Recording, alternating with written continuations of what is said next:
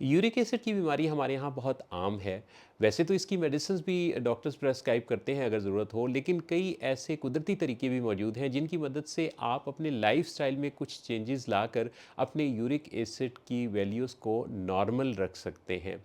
हमारा जो normal uric acid है वो 6.8 मिलीग्राम पर डेसीलीटर से कम होना चाहिए। अगर वो इससे एक्सीड करता है तो इसे हाइपर यूरिसीमिया कहते हैं, यानी यूरिक एसिड की बीमारी। हमारा वैसे तो जिस्म जो है उसके भी कई ऐसे हिस्से हैं जिनकी तोड़ फोड़ से यूरिक एसिड पैदा होता है, और बाहर से खाने के जो मुख्तलिफ़ अशिया हैं उनके हासिल करने से, ज़्यादा मिक़दार में लेने से भी यूरिक एसिड हमारा बढ़ता है। होता क्या है कि यूरिक एसिड जब ज़्यादा होता है तो ये हमारे जिस्म के जोड़ों में क्रिस्टल बन के बैठ जाता है, जिसके नतीजा में हमें जोड़ों की सोजिश, जोड़ों का दर्द और गाउट जैसी बीमारियों का सामना करना पड़ता है। अच्छा, अब यूरिक एसिड बढ़ाने के जो ज़राए हैं वो कौन-कौन से हैं? याद रखिए कि जितने भी गोश्त हैं वो यूरिक एसिड बढ़ाने का बहुत बड़ा ज़रिया है। लोग ये समझते हैं कि शायद गोश्त खाना अपने आप को ताकतवर बनाने वाली बात है। नहीं, ऐसा नहीं है। जितना भी गोश्त है, जैसे वो चाहे मटन हो या बीफ हो या चिकन हो या सी फूड्स हों, इन तमाम में प्रोटीन बेस्ड जितने भी ये गोश्त हैं, इन सब के अंदर यूरिक एसिड बढ़ाने का की बहुत ज़्यादा शरह मौजूद होती है। इसी तरह से दालों में भी कई दालें ज़्यादा मिकदार में लेने से आपके अंदर यूरिक एसिड का लेवल बढ़ता है। चुनाचे अगर आप अपने यूरिक एसिड को नॉर्मलाइज़ रखना चाहते हैं, नॉर्मलाइज़ करना चाहते हैं, तो उसके लिए आपको इन सब चीज़ों को बहुत रिड्यूस करना पड़ेगा अपने खानों के अंदर। इसके अलावा एक जो बहुत अहम चीज़ है जो लोग बहुत कम जानते हैं कि आम तौर पे मीठे का इस्तेमाल वो सिर्फ़ उस सूरत में गुरेज़ करते हैं कि जिनको शुगर होती है या मोटापे का सामना होता है।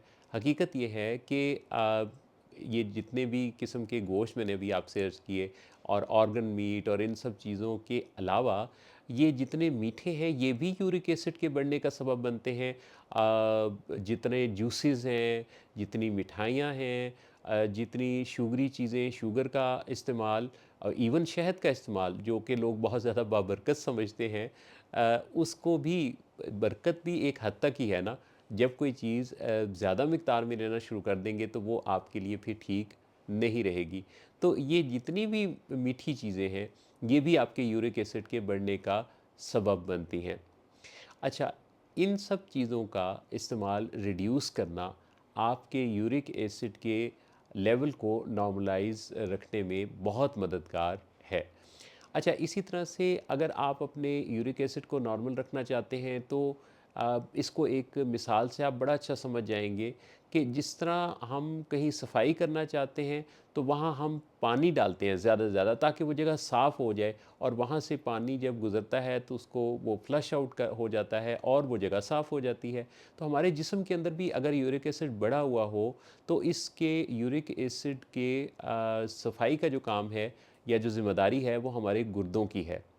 अच्छा, यूरिक एसिड जिस्म के जोड़ों के अंदर स्वेलिंग तो पैदा करता ही है, क्रिस्टल बन के बैठता ही है, ये गुर्दों में पथरी का सबब भी बन सकता है। गुर्दों का काम क्या है कि यूरिक एसिड को, इज़ाफ़ी यूरिक एसिड को जिस्म से निकाल देना। अब अगर हम बाहर से यूरिक एसिड के बनाने वाले अज्जा ज़्यादा ले रहे हैं या जिस्म के अंदर ज़्यादा यूरिक एसिड बन रहा है, तो पहला काम जो हमें करना होगा वो ये है कि हम जिस तरह से किसी जगह सफाई करने के लिए पानी का इस्तेमाल ज़्यादा करते हैं और सफाई हो जाती है, तो इसी तरह हमें फिर अपने वाटर इनटेक को बढ़ाना होगा। ये हम आवरली बेसिस पे भी कुछ कुछ पानी के सिप्स अगर लेना शुरू कर दें, हम तो प्यास लगने पर पानी पीते हैं जो कि अलार्मिंग साइन है जिस्म का। तो प्यास लगने का कोई वार्निंग साइन मिलने से पहले ही हर घंटे में एक आध दफ़ा थोड़ा सा पानी अगर हम पीते रहते हैं तो हमारे जिस्म के अंदर जाने वाला ये पानी आहिस्ता आहिस्ता जिस्म को साफ़ करता है, जिस्म के अंदर ब्लड को साफ़ करता है, जिससे कि हमारे जिस्म से यूरिक एसिड निकलना शुरू हो जाता है।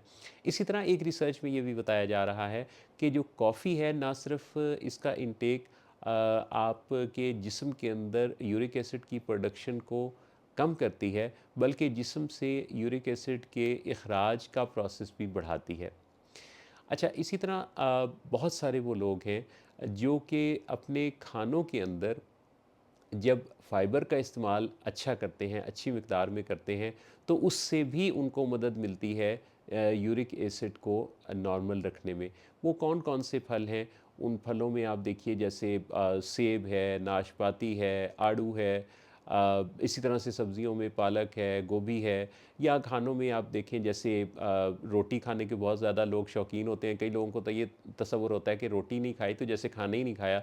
तो उसमें भी आप अ, जिसमें जो छान निकले बगैर वाला आटा है वो अगर आप इस्तेमाल करें, या आप जौ का आटा इस्तेमाल कर लें, तो ये भी आपके लिए काफ़ी फ़ायदेमंद होता है, क्योंकि फ़ाइबर का इस्तेमाल भी आपके यूरिक एसिड के बढ़ने के अमल को कम करता है। इसी तरह जैसे चने होते हैं या नट्स हैं, ये भी इनके अंदर भी काफ़ी फ़ाइबर होता है, तो ये भी आपके लिए अच्छे हैं। जो लोग चावल के शौकीन हैं, अगर वो सफ़ेद चावल खाने की बजाय ब्राउन राइस जो होते हैं वो अगर लेना शुरू करें थोड़ी मिकदार में, तो उससे भी आपका जो यूरिक एसिड है वो नॉर्मल होगा। ये मैं खानों की बात कर रहा हूँ, ये इलाज की बात नहीं है, ये खानों में जो तब्दीलियाँ हम ला सकते हैं। अच्छा, जो लोग जिनका वज़न ज़्यादा है वो वैसे ही बहुत सारी बीमारियों के लिए अपने समझ लीजिए कि जिस्म को तैयार किए हुए होते हैं, क्योंकि जिनका बीएमआई 30 से ज़्यादा है वो तो बाकायदा उनको हम मोटे लोग ही कहते हैं, ओबीस कहते हैं। लेकिन जिनका बीएमआई जो है, बॉडी मास इंडेक्स, जिनका 25 और 30 के दरमियान है, ये भी ओवरवेट हैं। तो नॉर्मल कौन से हैं? जिनका बीएमआई लेस देन 25 है, आइडियली तो डॉक्टर कहते हैं कि 23 या उससे कम, यानी 18 और 25 के दरमियान या 18 और 23 के दरमियान बेहतरीन लेवल है बीएमआई का।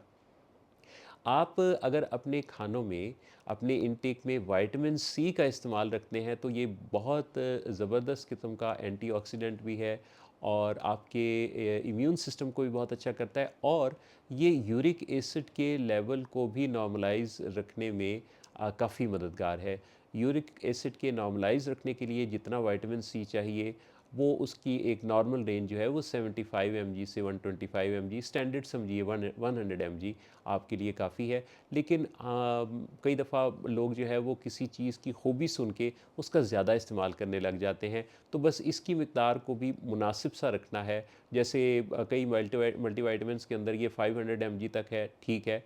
लेकिन कोई भी आप ऐसी दवाई खुद से इस्तेमाल ना करें जिसके बारे में आपको कोई डॉक्टर रिकमेंड ना करे। बात दवाइयों की हुई है, तो कई मेडिसिन्स भी ऐसी हैं जिनके इस्तेमाल से भी यूरिक एसिड बढ़ सकता है। मैं दवाइयों का कोई इसलिए ज़िक्र नहीं कर रहा क्योंकि ये ना हो कि आपके लिए जो दवाई आप इस्तेमाल कर रहे हैं वो ज़रूरी हो और आप इस अंदेशे से उस दवाई को ख़ुद से तब्दील कर लें कि कहीं ये यूरिक एसिड ना बढ़ा रही हो। आप इस बारे में डॉक्टर से सवाल उठा सकते हैं उनके सामने कि क्या मेरी ये जो दवाइयाँ हैं ये कहीं यूरिक एसिड कॉज़ करने में तो नहीं कंट्रीब्यूट कर रही। तो ये वो चंद एक मोटी-मोटी चीज़ें हैं जिनका अगर आप ख़्याल रखें तो आप कुदरती निज़ाम के तहत अपने यूरिक एसिड को अपने तौर पे भी कम करने की बहुत अच्छी कोशिश कर सकते हैं। चंद एक पॉइंट्स दोहरा देता हूँ, पानी का अच्छी मिक़दार में इस्तेमाल, तमाम तरह के गोश्त, चिकन, मछली और दालों का इस्तेमाल जो है वो काफ़ी रिड्यूस कर देना, आपका जो है वो फ़ाइबर वाले खानों का ज़्यादा इस्तेमाल करना, आपका मोटापे से बचना, अगर आपको शुगर की बीमारी है तो उसको एक बहुत अच्छा उसका कंट्रोल रखना, यानी HbA1c जो 3 मंथ्स का एवरेज शुगर का लेवल होता है वो आपका 5.5 से कम ही होना चाहिए। 5.5 से 5.6 से जब ऊपर जाता है तो पहले आप प्री डायबिटिक और फिर डायबिटिक्स में शुमार होने लगते हैं। इसी तरह से अगर आपकी फास्टिंग शुगर जो है वो लेस देन 100 है, यानी नाश्ते से पहले वाली शुगर, तो ये ठीक है। लेकिन अगर आपकी शुगर जो है फास्टिंग यानी नाश्ते से पहले 100 से 126 के इन बिटवीन है कहीं, तो ये फिर आपके प्री डायबिटिक होने की निशानी हो सकती है। और 126 से ज़्यादा का मतलब तो फिर ये है कि आपको बाकायदा उसकी मॉनिटरिंग रखनी है कि कहीं आप डायबिटिक तो नहीं। जिनकी फैमिलीज़ में यूरिक एसिड की बीमारी ज़्यादा है, शुगर ज़्यादा है, मोटापा ज़्यादा है, ब्लड प्रेशर, दवाइयों का इस्तेमाल किस वजह से ज़्यादा करना पड़ रहा है, या जिनके जीन्स में पेरेंटल साइड पे या मैटरनल साइड पे अगर ऐसी बीमारियां हैं, तो अगर आपका यूरिक एसिड बिल्कुल नॉर्मल भी है, तब भी आपको इस पर इसलिए नज़र रखनी है कि हमारे जीन्स भी कंट्रीब्यूट करते हैं, और 16% तो जेनेटिक कोडिंग का रोल होता ही है हमारी बीमारियों में, और ये हम कैरी कर रहे होते हैं अपनी पिछली नस्लों से। मेरी दिली दुआ है अल्लाह रब्बुल इज़्ज़त आपको मुकम्मल सेहतयाबी अता करे और हमेशा सेहतयाब रखे, शिफा के साथ रखे, और आप बेहतरीन तंदुरुस्ती और तवानाई के साथ खूब जी भर के जिएँ और सेहत वाली लंबी ज़िंदगी पाएँ अपने तमाम प्यारे रिश्तों के साथ। अल्लाह आप सबका हामी और नासिर हो।